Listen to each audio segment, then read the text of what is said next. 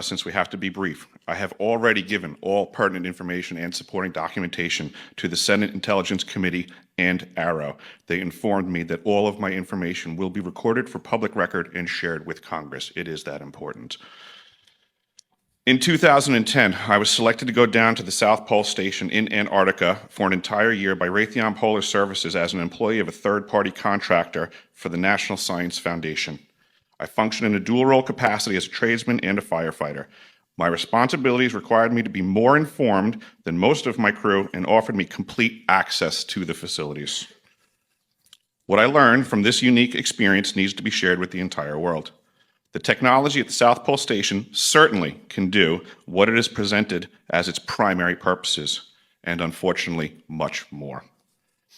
The IceCube neutrino detector is presented as a passive listening device for the purposes of the science as presented. But I'm going to skip right through the chase, folks.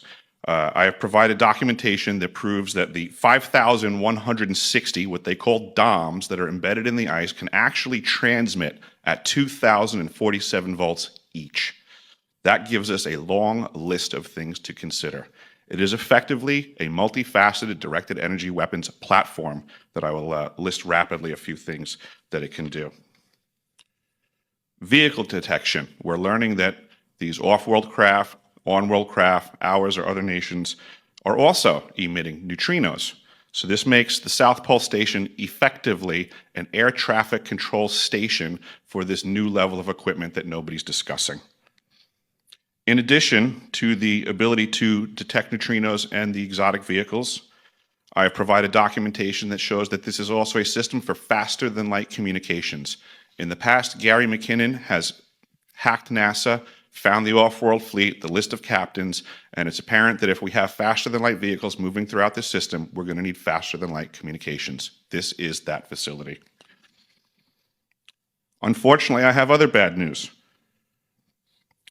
The season that I was there, 2010 to 2011, we converted from construction to operations and maintenance in both the elevated station and the detector array. Unfortunately, when they first fired it up, that was when we had the earthquakes in Christchurch, New Zealand. There was 2 incidental shots before they were able to target it correctly. This is an earthquake generating device as well. This is the weapons of war that we have to deal with now and what Raytheon's hiding. There's an ELF system at the South Pole Station that when I arrived, I was told it was off, dismantled, and completely defunct.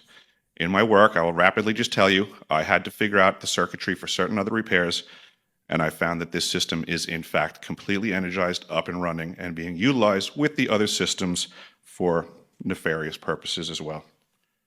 The Atmospheric Research Observatory is in what we call the clean air sector.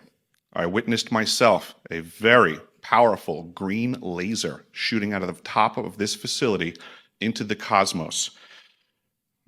This, I believe, is a secondary form of long-range communications and or a defense system. I am not saying that we need to be scared of anything that's out there, but please understand the military-industrial complex is happy to invest all of your money in alleviating their fears. A question of power comes into play for all of these facilities that are present.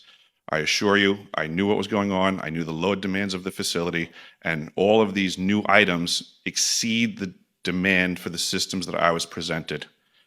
I am doing due diligence and research. I believe there is either a secondary power supply there that is either nuclear, that was there prior to the start of the Antarctic Treaty, which prohibits such things, and or that there is some sort of exotic power supply system there that just is not in the verbiage of the treaty, so it negates the responsibility to the parties involved.